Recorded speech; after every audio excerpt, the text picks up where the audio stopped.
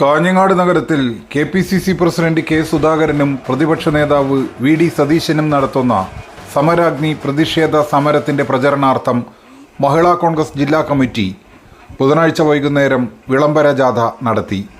Kanhangad north Kottachery മുതൽ പുതിയ കോട്ട മാന്തോപ്പ് മൈതാനി വരെയായിരുന്നു വിളംബര ജാഥ.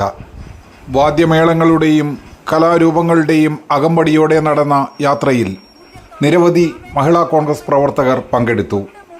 സമാപന യോഗം ജില്ലാ പഞ്ചായത്ത് അംഗം ഗീതാ കൃഷ്ണൻ ഉദ്ഘാടനം ചെയ്തു. മഹിളാ കോൺഗ്രസ് കാസർഗോഡ് ജില്ലാ കമ്മിറ്റി പ്രസിഡന്റ് മിനി ചന്ദ്രൻ അധ്യക്ഷത വഹിച്ചു.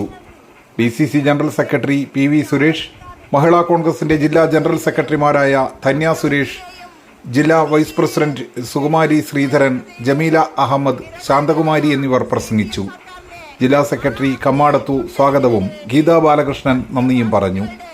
സമരാഗ്നി ജ്വാല തെളിയിച്ചുകൊണ്ടാണ് പരിപാടി അവസാനിച്ചത്. ജനങ്ങളുടെ മനസ്സിലേക്ക് നമ്മളുടെ പ്രസ്ഥാനം എത്തിക്കുക, അതോടൊപ്പം സാധാരണ ജനങ്ങളെ ജീവിതം എന്താണെന്ന് പറഞ്ഞു മനസ്സിലാക്കാൻ ഇന്ന് ദാരിദ്ര്യം കൊണ്ട് നമുക്ക് മുണ്ട് മുറുക്കി കൊടുത്ത് സുഖിക്കേണ്ട അവസ്ഥയിലാണ് ഗവൺമെന്റ് പോകുന്നത്. നമുക്കറിയാം, ഈ ബജറ്റിൽ ഗവൺമെന്റ് എല്ലാ തദ്ദേശ സ്ഥാപനങ്ങളും ഹാപ്പിനെസ് പാർക്ക് നമുക്ക് കിട്ടാൻ സാധനങ്ങൾ, ഭക്ഷിക്കാൻ സാധനങ്ങൾ കിട്ടാത്ത അവസ്ഥയിലാണ്. ഇന്ന് സുഖം, സന്തോഷം നേരിടാൻ നമുക്ക് ഈ പാർക്ക്, അതാണ്